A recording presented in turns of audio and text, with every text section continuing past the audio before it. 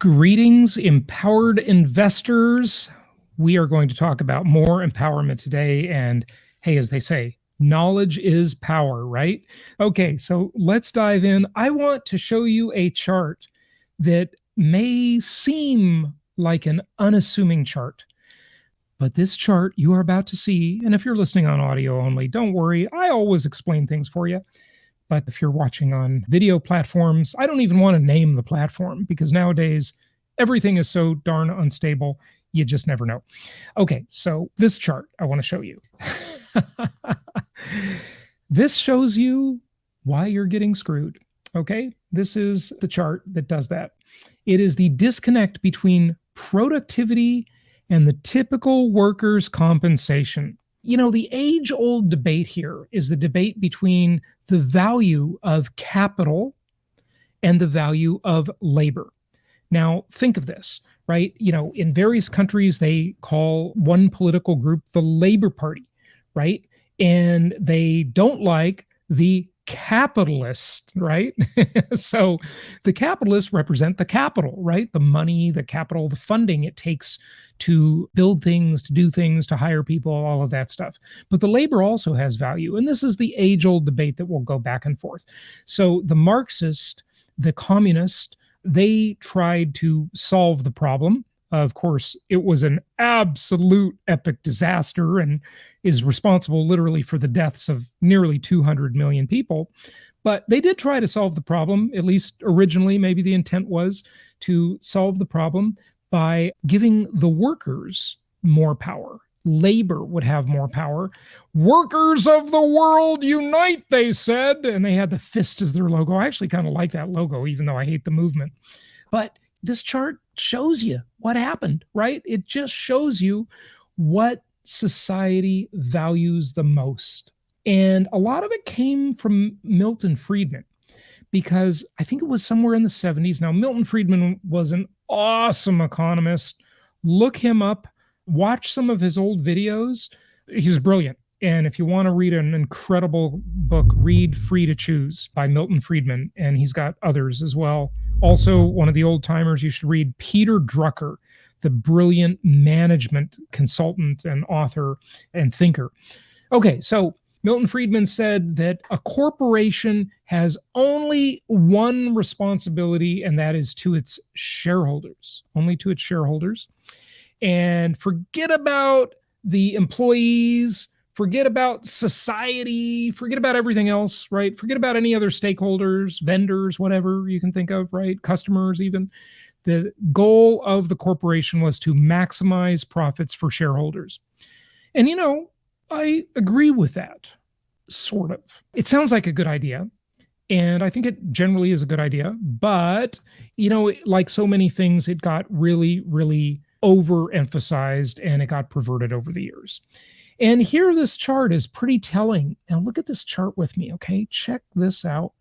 I'm going to make it a little larger for you so you can see it a little better.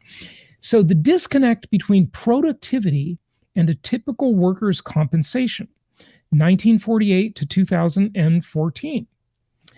All right, we have the cumulative percent change since 1948, 300% at the top, 0 at the bottom.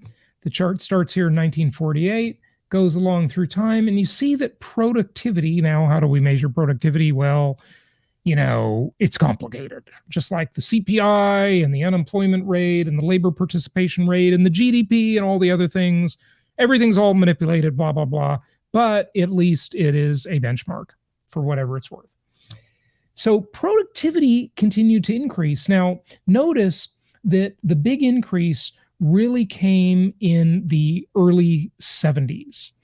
And the 70s, of course, is one of the most interesting modern decades for an economist to study. Now, granted, we had the Great Recession of the 2000s, and then we had the pandemic, and so on and so forth. And that got pretty interesting, too. But the 70s, really interesting decade for economists. They had really ugly clothing, and the gaudy dude at the discotheque with the big gold chains. And by the way, it was the decade of gold. They used to drill holes in those gold coins in a Krugerrand and make necklaces out of them. So when you see the cheesy guy with a lot of people dress up as this guy for Halloween, right? with the gold chains and all that disgusting hair on his chest sticking out, right? And all this stuff. So that was the 70s, right? And so the clothing, no thanks. But the music was fantastic. And being a student of the 70s for economics is really super interesting. Okay, so here we saw it diverge, right? Right around 1973, right? We had productivity and hourly compensation, and you see how the compensation just sort of stayed flat. Yet productivity kept rising. And of course, the big jumps in productivity really happened here in the 80s as we sort of really got into the age of computers and software, and that started really getting a lot of traction, and the divergence just became really, really extreme.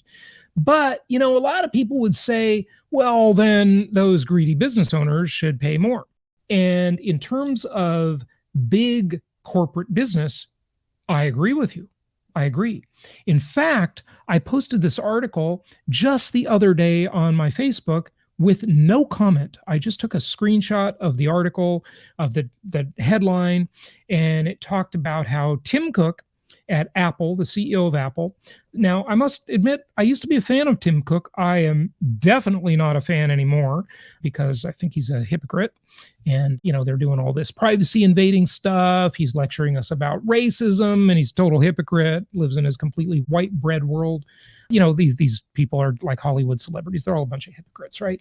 But whatever the case, his wages, his income last year was 1,400, I think it was 1,471 times the wage of the average worker at Apple. Now, if you look back years ago, these used to be dramatically different, okay? The CEO of the company and the other C-class executives and, the boards of directors, right?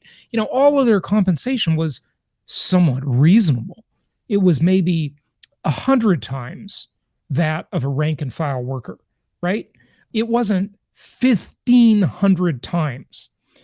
And there is a huge disconnect. And there's also a huge disconnect between shareholders and the executives of these companies, because the shareholders are also getting screwed. So Milton Friedman said, maximize shareholder value. Well, of course, the executives are always shareholders of the company. But the investor shareholders, the people that just bought the stocks through Charles Schwab or Ameritrade or Merrill Lynch or whatever company, right?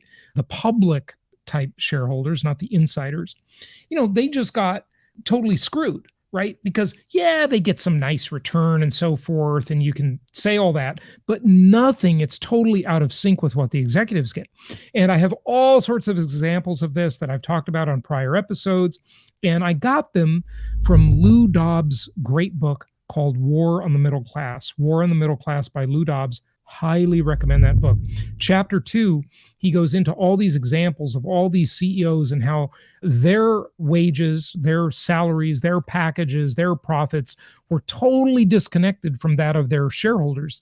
And Larry Ellison, the founder of Oracle, had to be the most egregious, ridiculous one of all. From 2000 to 2002, Larry Ellison, now don't quote me on this because it's not in front of me, but from memory, his personal take from Oracle was almost $1 billion. It was like $781 million in 2 years. I mean, that's not bad. However, during that same exact 2 years, the shareholders, their return was negative 61%. And that's totally legal, but it's absolutely ridiculous and pathetic at the same time. So, this is the age-old debate, and it will continue between the value of labor and the value of capital. Both are valuable. But in the world of big business, in the corporatocracy, it has become totally, totally disconnected. And the labor at the top of those companies, the C-class executives, the boards of directors, the people who are making all the decisions and paying themselves extra, they're not in this. They're getting paid dramatically more than their productivity. Well, all of the workers are getting paid dramatically less than their productivity. So, the war will be waged, the debate will continue, but I just wanted to share that with you because if you look at real wages for Americans between 1977 and 2017, Trump administration, there was no real dollar increase in their pay for like 4 decades. Can you believe that? Now, under Trump, that actually started to change. They started getting an actual raise, but that's history. Okay. All right. So let's look at a couple other things. Now, I want to look at this one. Construction materials, just mind-boggling, mind-blowing, absolutely amazing here. And I'm going to play this video, this CNBC video. It's going to blow your mind, and you are going to realize here, once again, why housing is so expensive and how it's not going to get any cheaper anytime soon. So here we go. Hopefully you hear this okay. Hey, Ty. Yeah, the cost of nearly everything that goes into building a home is going up, and that's why home prices are so high. Builders say residential construction costs are up 21% year over year. So let's break it down. From a year ago, softwood lumber is up 26%. Steel products up 113%, concrete up 9%, and gypsum, that's wallboard, up 23%. Finally, exterior paint up 30%. And this is just from a year ago, but a lot of these products are up even more from pre-pandemic levels. The only bright spot is that steel does appear to be coming down a bit. Now, it's all part of why homebuilders' sentiment slipped again in February. The NAHB's chief economist said in a release, these higher development costs have hit first-time buyers particularly hard. Builders have been raising prices to make up for the higher costs. So the median price of a newly built home last year was actually 17% higher than in 2020. Add fast rising mortgage rates to all that, and it's no wonder that builders are seeing a drop in buyer traffic through their models. Back to you. So, Diana, you haven't gotten to, maybe you plan to later this week. As I look at all of those constituents of materials, the one that we haven't discussed yet is labor, and I'm sure that's higher too. No question, labor is higher. And also, really, it's the labor shortage. So builders have higher costs for land, labor, and materials, but it's finding that labor that's really hard. And also the supply chain issues of getting all these materials to the home building site because they don't have enough labor for the trucking, for the shipping, et cetera. It's just all a perfect storm, I guess. Okay. And you know what's amazing about that is that the construction labor, I mean, this absolutely blew my mind. I recently interviewed a construction industry association person. I can't remember exactly, but he was on the show, and it was shocking to me to learn the age of construction workers nowadays. These are not young guys doing construction anymore. These men are 45, 50, 55, 60 years old. These are not young people anymore doing the construction trades. And again, this is a low tech industry. I was interviewing someone about a year and a half ago on the show, and he said something that I thought was really profound. I've said this before, and that is that the biggest technology innovation in construction in the last 100 years was the nail gun. Pretty incredible, huh? Okay, let's get to some other stuff here. I want to show you this. This is Charlie Munger. Okay, this is the business partner of Warren Buffett, of course. You know Charlie Munger, you've heard of him. And he is saying that he compares crypto to venereal disease, to VD, to sexually transmitted disease, right? Berkshire Hathaway Vice Chairman Charlie Munger wants virtual currency banned. Well, here is the most pathetic, amazing, and disgusting thing of this. I'm going to show you, but I just want to say something first here. Now, look, I own some Bitcoin. I have not changed my stance on this since I found out about Bitcoin and other cryptocurrencies over 10 years ago. Bitcoin was $74 at the time I first learned about it. I was standing on a beach in Central America talking to a person at a conference where I was doing a speaking engagement down there in Belize. And I was at this conference and I had spoken that day. And so, a lot of people were talking to me, asking me questions. And this one guy, we got to talking and he tells me about Bitcoin. And I was like, what's that? And I host another podcast called The Cryptocast. And my stance on this has been totally consistent the entire time. And the stance is this: I would love nothing more than to see this succeed wildly. A currency of the people, for the people, and by the people. Hey, where have I heard that before? The original idea of the founding fathers of the United States of America, the greatest country that ever was, but certainly in decline, said that. And it would be great to see this succeed. But unfortunately, the powers like Berkshire Hathaway and the other elite class, the central bankers, the governments of the world, all the central banks, not just the Federal Reserve, the US's central bank, but the ECB, the European Central Bank, the Bank of Japan, all of them, right? None of them want to see this succeed. They will fight tooth and nail to maintain control of the currency. And governments and central banks, as I've always said, are the two most powerful forces the human race has ever known. After God, they are the two most powerful forces. So this is scary to see stuff like this from powerful people like Charlie Munger. And then you go on to the next part of the article. The 98-year-old billionaire investor added that he admires the Chinese government for banning Bitcoin. Can you believe that? I mean, just totally shocking. You know, these are the insiders. Okay, Warren Buffett is not some good guy. He seems like this folksy, nice guy, you know, who just figured it out. And I love his value investing philosophy. When it comes to real estate, that's my philosophy. It completely aligns with Warren Buffett's philosophy. But he is an insider, okay? And during the Great Recession, you really saw his true colors. And during the pandemic, you've seen them again. Not a good guy, okay? For many, many reasons. And by the way, you know, one of the companies he propped up for so many years has sold that disgusting diabetic and cancer-inducing and obesity-inducing sugar water, disgusting junk that's what should be banned and outlawed is Coca-Cola, okay? And all those other disgusting sodas, because they're killing people left and right, okay? I mean, it is just unbelievable. The poison. That's the poison.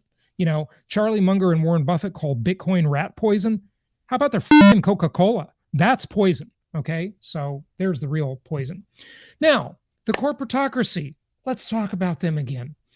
And let's talk about how they do this fake virtue signaling, and especially all these big tech companies, right? They say, well, for all our, you know, we're so pro-women in our workforce, right? And I talked about this. My Valentine's Day rant was about this, how, you know, the government does not want us to stay together or get together in the first place. The corporatocracy doesn't want us to get together because, look, if people never marry, if they stay single, then they need two of everything and they've doubled their market share. If we can promote the feminist ideology and get women into the workforce, we're going to have more tax revenue. Then the feminists came along as they were funded by the government and propped up by the corporatocracy. And they came along and they said, you know, we don't need men. We can go out and, you know, go into the workforce and all this stuff. And that's great. Listen, I'm all for freedom. People should be able to do whatever they want to do. I have no qualms about that whatsoever. I completely endorse it. But when it's this agenda, okay, that's when it gets dangerous. When it's agenda funded by secret forces that have their own agenda. They want to enslave half of the population, women, in the workforce and make them work like dogs and get all the same stress-related diseases that men have been dying of for decades. Now women are getting them because they are enslaving a whole another half of the population. That's what the corporatocracy and the government is doing by wanting us to stay separate. They promote movies and TV shows and all sorts of media that promotes divorce, discontent, unhappiness, and all of this stuff. It's a better deal for them. If you want to expand the size of the economy, if you want to expand your tax revenue, if you want to expand your market, you need people to be single. And if they're married, you need to split them up, because then they will need 2 sofas, not 1. They'll need 2 beds, not 1. They'll need 2 refrigerators, 2 coffee makers, 2 dishwashers, 2 houses. And then if they have kids together and they're sharing custody, guess what? They need 2 beds for the kid. The kid doesn't just have 1 bed like they did throughout history. They have 2 beds, one at mom's house, one at dad's house. Okay, so double everything. Boy, what a great way to expand the size of your market. If you're a consumer products company, that's an awesome deal. So what these virtue signaling, disgusting companies do, especially the tech companies are guilty of this, is they offer to freeze women's eggs. Oh, you think they're doing them some big favor, right? So you can delay childbirth and keep working at Google like a slave, right? That's exactly what they want. Okay, so this is big business. And it's a whole nother opportunity with a whole bunch of greedy people and iron triangles just out for the profit motive, just like big pharma, big tech, all the rest of them. Okay. The military industrial complex, everything. They're all doing this. It's all about money. Like the Watergate character, they called him Deep Throat. He said, follow the money, right? Follow the money. That's what you have to do. Follow the money. That's always the answer to everything. Just follow the money. So, yeah, the first baby born with a frozen egg is now in their mid-30s. We don't know who it is. And it was what's considered experimental. But now all these companies are offering it as a medical benefit. Because guess what? They can keep those women working in that cubicle. And that's what they want. They want to keep the women working in the cubicle as a slave to the corporatocracy. That's exactly what they want. And guess what? The government wants it too, because, hey, it's no good if women are at home and not working and not paying taxes. That's more tax revenue for the government. So there you go. Nothing is as it seems. And we talked about how sperm count has gone way down. And that's why the birth rate's gone way down. And so the whole thing, they put the plastics, pollute the environment, do all this stuff. It's absolutely unbelievable. Okay. This is another interesting little piece from Kudlow, and I want you to hear this one. So here we go. Hello, everyone. Welcome to Kudlow. I'm Larry Kudlow. Inflation today, bad news. Much stronger than expected. Rising 0.6% in January, 7.5% over the last 12 months. Over the past 3 months, by the way, the CPI has now hit 8%. At an annual rate. So price increases. And just remember, when they tell you 8% consumer price index, that's fake news. It's about double that. So I used to say we had 15% inflation in real inflation terms. And it's true. This is fake. Prices haven't gone up 8%. They've gone up way more than that. So now maybe we got to call it 16%. Sorry there about that. There is no action on the horizon that will kill inflation. The culprit at this point is really the Federal Reserve. We're in the midst of a price and wage spiral, meaning prices are going up so fast that the workforce must demand higher wages. It's not the workers' fault, it's the government's fault. There's far too much federal spending, which is still in the pipeline, but it was enabled and accommodated by vastly too much Federal Reserve money creation. As this first chart shows, the Fed's balance sheet, and that's the raw material for money supply growth, that's increased by $5 trillion in the last 2 years. $5 trillion is unprecedented. In short, the central bank has been buying all those bonds from Uncle Sam's massive deficit spending.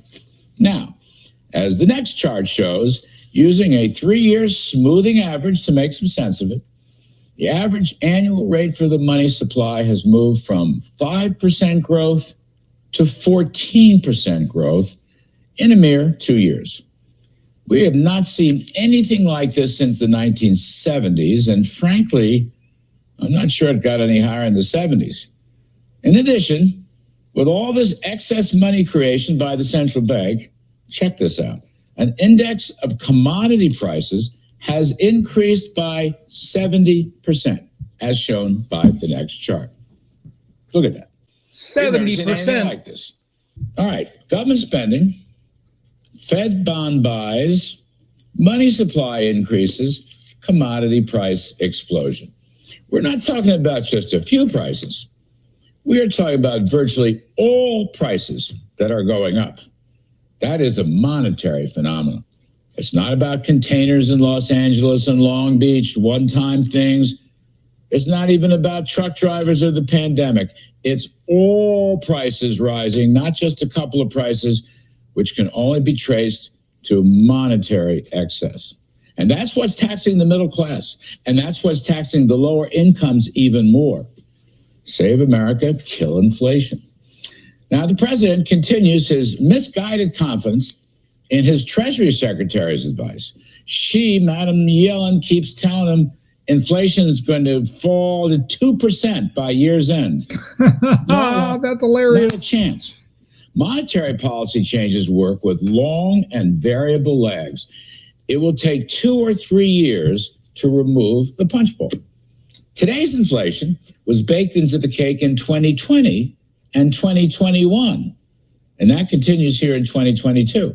You see what I mean? Any changes we might make in this year or next year won't be felt until 2024, 2025. And the sad part is the Fed continues to buy bonds.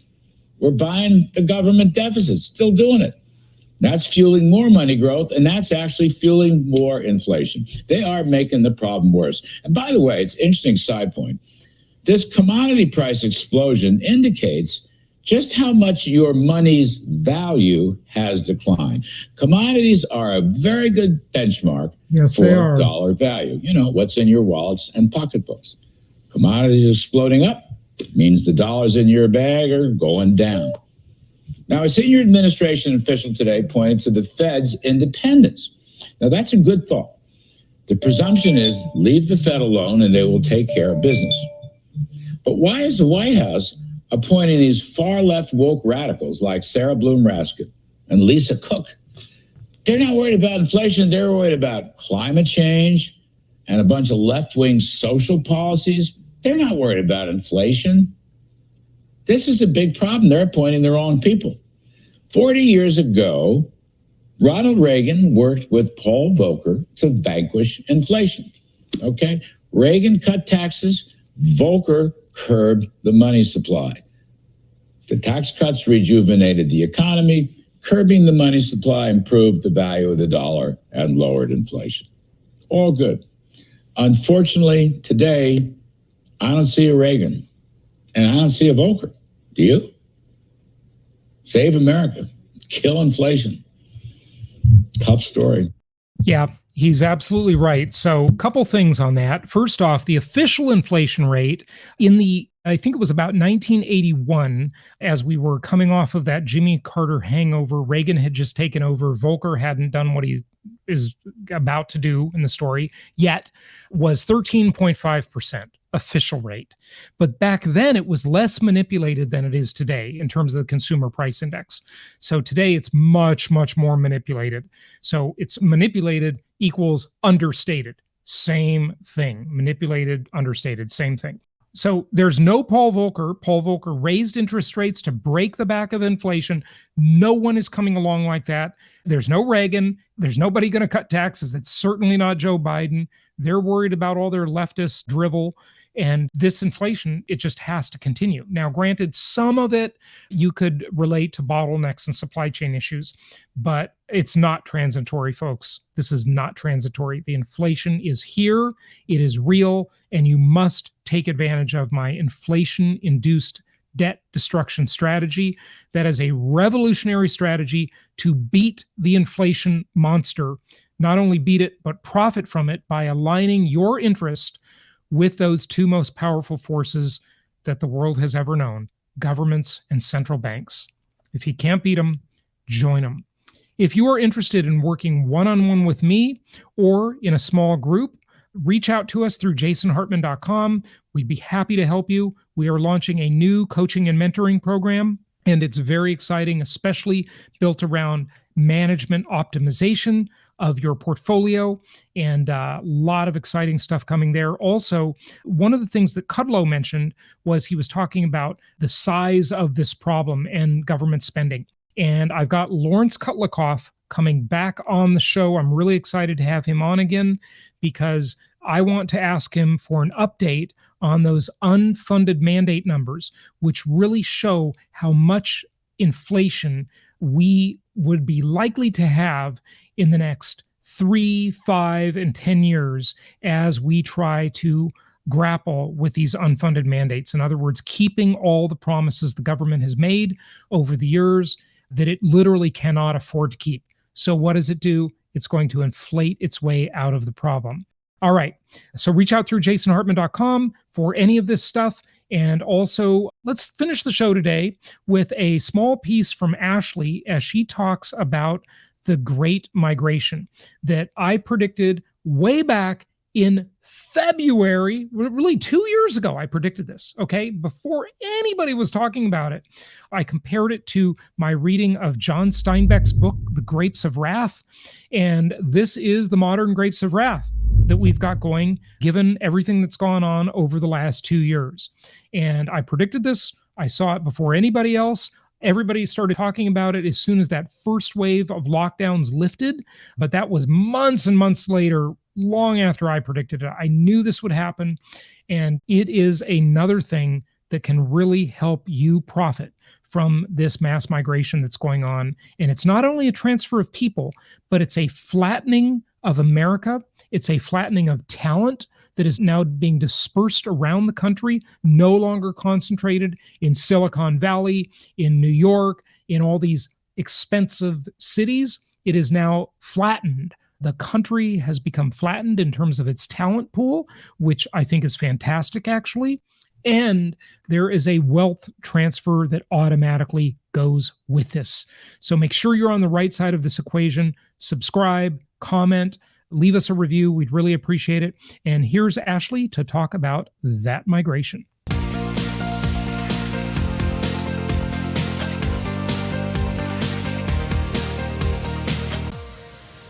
Well, you've probably noticed there's a lot going on right now. But of all the trends taking place in America, and this is something that Jason has talked about extensively, one of the most salient is the 21st century's version of the Great Migration to suburbia. Millions of Americans living in heavily populated coastal areas are packing up and leaving to the American heartland and Sunbelt, largely due to the fallout from the COVID-19 pandemic. And although COVID-19 has accelerated this trend, people have been moving away from the big cities for some time, actually. The realities of COVID-19 and the heavy-handed responses of various governments have given people just another compelling reason to move away from the cities. This is quite the shift in movement of people. It's often forgotten that the 21st century migration to prominent coastal cities like San Francisco and Seattle was initially driven by job opportunities. At first, the temptation of six-figure salaries and vibrant social scenes made many coastal urban centers attractive to Americans who desired novel experiences and financial advancement. However, COVID-19 has changed the whole game.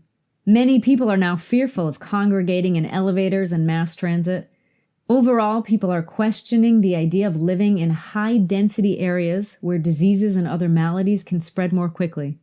As a response to the COVID-19-related shutdowns, large portions of the middle class were compelled to transition their daily activities from in-person to online. Several examples include relationships on dating apps, working meetings on Zoom, and homeschooling for children.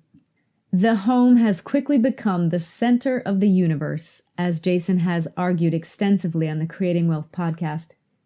People can now open up their laptops from the comfort of their homes and effectively convert their homes into an office. This makes suburbs an even more attractive alternative for city dwellers. Just think about it. Moving to the suburbs means that you have a lower cost of living, increased outdoor space, access to the city, but lighter traffic, quieter nights, cleaner air, and a much slower pace to life. What we're witnessing unfold before our eyes is the biggest affirmation of the Creating Wealth podcast's investment strategy in income properties in linear markets. Always remember, the U.S. is not a monolithic real estate market. There are roughly 400 different markets in the U.S., each with their own idiosyncrasies. We also should not forget the economic uncertainty in the background, namely the looming threat of inflation. Don't believe the media hype. Inflation isn't going to be transitory. It will be a major factor in people's economic decision-making in the decade to come. Lots of people are now waking up to the harsh reality that most cities are becoming too expensive, crime-ridden, and crowded. Couple that with a bleak macroeconomic picture, and you have a recipe for people to look for greener pastures within the U.S. Never forget that shelter is one of the foundational planks of Maslow's hierarchy of needs. Most people's economic behavior is guided by primordial instincts. Put simply, people tend to rely on their emotions when making crucial decisions. The acquisition of housing is one of those. It's a basic necessity for humans of all socioeconomic backgrounds. And income property investors can absolutely take advantage of this foundational desire, especially in times when inflation is rearing its ugly head and people are migrating to more linear markets.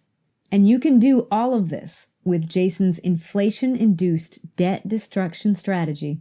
Here's how the entire process goes down. You first head to your bank to borrow money to buy a property, preferably in a linear market. Then you rent out the property. By renting the property, your tenants end up paying the carrying cost on the property. Over time, you pay the asset back in depreciated dollars, and the income property appreciates faster than the inflation rate. You benefit in two ways: inflation depreciating your debt, and commodities value rising faster than inflation. So what are you waiting for? Take advantage of this next level wealth building strategy and follow Jason's advice. Your future self will thank you. For more information, please visit jasonhartman.com.